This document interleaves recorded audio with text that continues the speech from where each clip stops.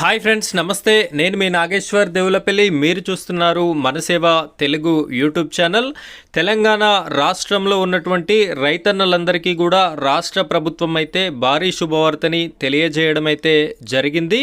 ఈ యొక్క రైతు భరోసాకి సంబంధించినటువంటి నిధులని రైతుల యొక్క ఖాతాలలో రేపే జమ చేయాలి అని చెప్పేసి తాజాగా రాష్ట్ర ప్రభుత్వం అయితే నిర్ణయం తీసుకోవడం జరిగింది. అయితే ఈ యొక్క నిధులు అనేది ప్రతి జిల్లాలో ఉన్నటువంటి రైతన్నలకి అందేటటువంటి అవకాశం అయితే కనిపించట్లేదు. కొన్ని జిల్లాల వారికి మాత్రమే వచ్చేటటువంటి అవకాశం అయితే మనకి కనిపిస్తుంది. ఆ జిల్లాలు ఏమిటి, ఆ అర్హతలు ఏమిటి, ఏ ఏ రైతులకి ఈ యొక్క రైతు భరోసా డబ్బులు జమ అవుతాయి అనేటటువంటి పూర్తి వివరాలని మనం ఈ వీడియోలో చర్చించుకుందాం. వీడియోని కంటిన్యూ చేయండి. మొదటిసారి మీరు కనుక మన ఛానల్ని చూస్తున్నట్టయితే ఇలాంటి వీడియోస్ రావడానికి మన ఛానల్ని సబ్స్క్రైబ్ చేసుకోండి. పక్కనే బెల్ ఐకాన్ ఉంటుంది, దాన్ని యాక్టివేట్ చేసి ఆల్ అని పెట్టుకోండి. ఇంకా ఈ వీడియోని లైక్ చేయనట్టయితే లైక్ చేయండి. ఆ తర్వాత వచ్చే హైప్ పాయింట్స్ కూడా వీడియోకి ఇస్తారని కోరుకుంటున్నాను.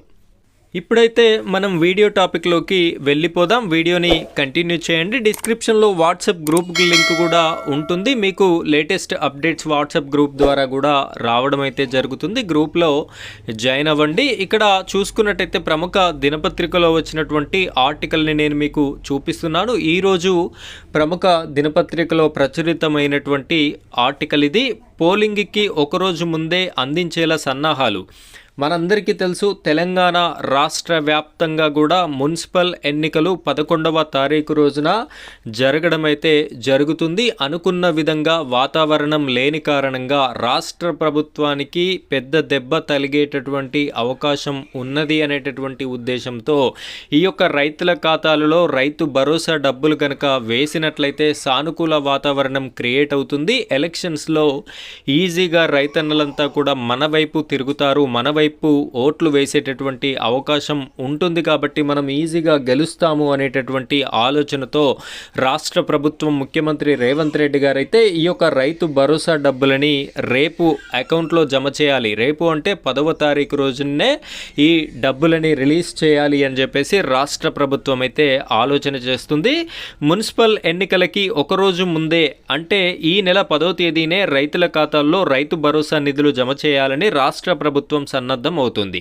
దీనికోసం ఇప్పటికే రూపాయలు 9,000 కోట్లను అప్పు చేసి మరీ రైతాంగానికి అందివ్వాలని కృతనిశ్చయంతో ఉంది. ఈ మేరకు తెలంగాణ ప్రభుత్వం కీలక నిర్ణయం తీసుకుంది. ఇక్కడ అప్పు చేసైనా సరే రేపు ఖచ్చితంగా రైతు భరోసా డబ్బులు రైతన్నల ఖాతాలలో జమ చేయాలి అని చెప్పేసి ఈ యొక్క రాష్ట్ర ప్రభుత్వం అయితే చూస్తుంది. మున్సిపల్ ఎన్నికల వేళ ఈ నిధుల జమపై ప్రభుత్వం వ్యూహాత్మకంగా నిర్ణయం తీసుకుంది. ఈ క్రమంలో రాష్ట్ర రైతాంగానికి యాసంగానికి కావలసిన నిధుల సమీకరణకి ఏర్పాట్లు చేసింది. ఈ నిధులను ప్రభుత్వం బహిరంగ మార్కెట్ నుంచి రుణం తీసుకోవాలని నిర్ణయించి ఆర్బీఐకి రూపాయలు 9,000 కోట్ల కోసం ఇండెంట్ పెట్టింది. ఇక్కడ ఆర్బీఐ నుండి ఈ రైతులకి రైతు భరోసా డబ్బులు ఇచ్చేటటువంటి రుణం తీసుకోవాలి అని చెప్పేసి అయితే ఆలోచన చేయడం అయితే జరుగుతుంది. సో ఈ ప్రాసెస్ అంతా ఈ రోజైతే కంప్లీట్ అవుతుంది.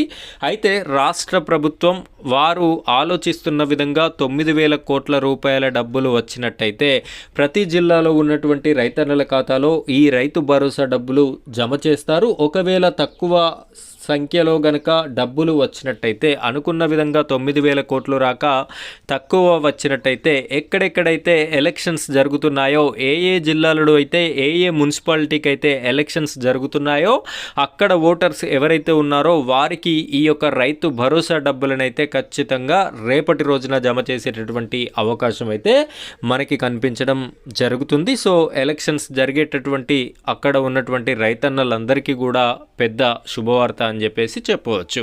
సో రాష్ట్ర ప్రభుత్వం తీసుకున్నటువంటి ఈ యొక్క నిర్ణయం పైన మీ యొక్క కామెంట్ ఏంటి అనే దాన్ని కూడా తెలియజేస్తారని కోరుకుంటున్నాను. Thank you friends, thank you very much.